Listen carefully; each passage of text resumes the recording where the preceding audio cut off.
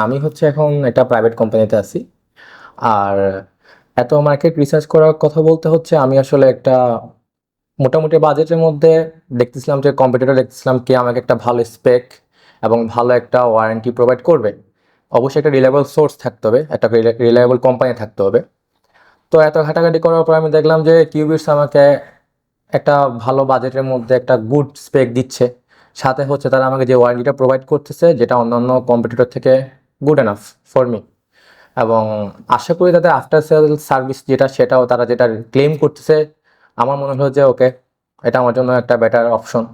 তো সেই জন্য হচ্ছে আমি সবকিছু চিন্তা করে কিউবিটসের দিকে আগালাম। মেইনলি বাংলাদেশের কোনো ল্যাপটপ ম্যানুফ্যাকচারার অফিসিয়ালি আসে না অ্যাজ পার আই নো।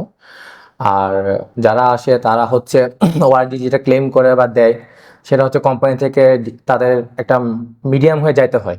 সেখানে কিউবিট যেহেতু নিজেরাই ম্যানুফ্যাকচার করতেছে এবং নিজেরাই সেল করতেছে, এবং তাদের ওয়ারেন্টির যে পিরিয়ড সেটা অনেক বেশি, এবং তাদের যে কম্পোনেন্টের ওয়ারেন্টি যেটা অন্যরা কেউ দেয় না, যেটা 3 বছর, যেটা আমার জন্য খুবই রিলায়েবল মনে হয়েছে। তো সবকিছু চিন্তা ভাবনা করে এবং তাদের বিল্ড কোয়ালিটি দেখে আমার থেকে মনে হলো যে কিউবিটসে আমার যাওয়া উচিত। কোন কাজ বলতে হচ্ছে আসলে যে বাজেট আমি ডিভাইসটা কিনেছি সেটা হচ্ছে আপনার ডে টু ডে ইউজের জন্যই, media consumption, day to day যেসব টাস্ক করি, আর মাইক্রোসফটের যেসব কাজ, হালকা পাতলা গ্রাফিক ডিজাইন, হালকা পাতলা হচ্ছে অন্যান্য কোনো আউটসোর্সিং এর কাজ যদি হয় সেগুলোর জন্য মেইনলি। যতটুকু আমার কথা হলো আমি দেখলাম, আমার মনে হয় যে হ্যাঁ, ইটস গুড। এখনো পর্যন্ত আমার যে এক্সপিরিয়েন্স সেটা খুবই পজিটিভ।